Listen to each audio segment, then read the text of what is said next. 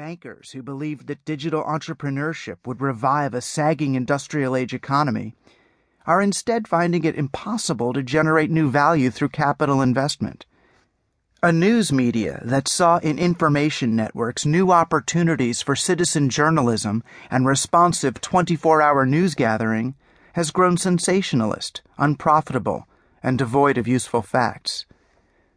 Educated laypeople who saw in the net a new opportunity for amateur participation in previously cordoned-off sectors of media and society instead see the indiscriminate mashing and mixing up of pretty much everything in an environment where the loud and lewd drown out anything that takes more than a few moments to understand.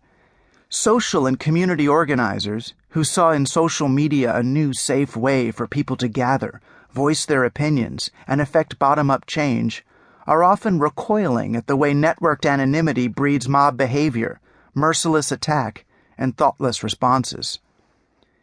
A society that looked at the internet as a path toward highly articulated connections and new methods of creating meaning is instead finding itself disconnected, denied deep thinking, and drained of enduring values.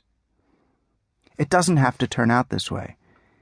And it won't if we simply learn the biases of the technologies we are using and become conscious participants in the ways they are deployed.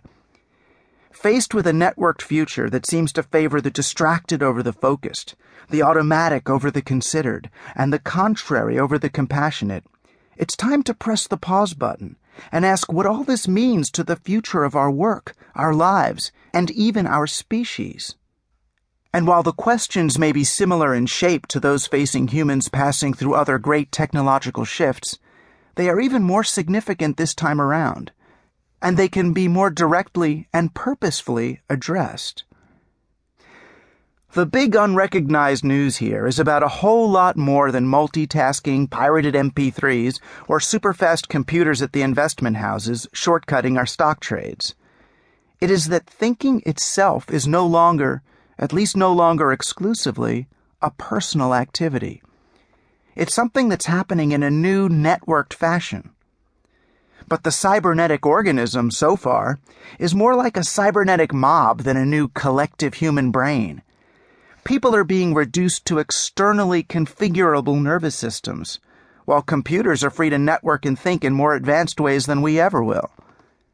The human response, if humanity is going to make this leap along with our networked machines, must be a wholesale reorganization of the way we operate our work, our schools, our lives, and ultimately our nervous systems in this new environment. Interior life, such as it is, began in the Axial Age, and was then only truly recognized as late as the Renaissance. It is a construction that has served its role in getting us this far, but it must be loosened to include entirely new forms of collective and extra-human activity.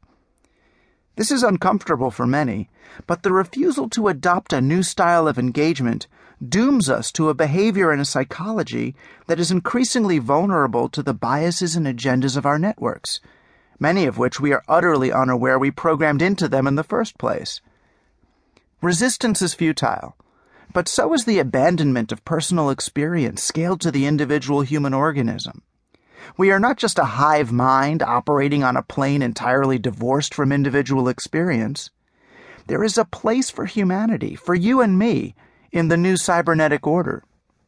The good news is that we have undergone such profound shifts before. The bad news is that each time, we've failed to exploit them effectively. In the long run, each media revolution offers people an entirely new perspective through which to relate to their world. Language led to shared learning, cumulative experience, and the possibility for progress. The alphabet led to accountability, abstract thinking, monotheism, and contractual law.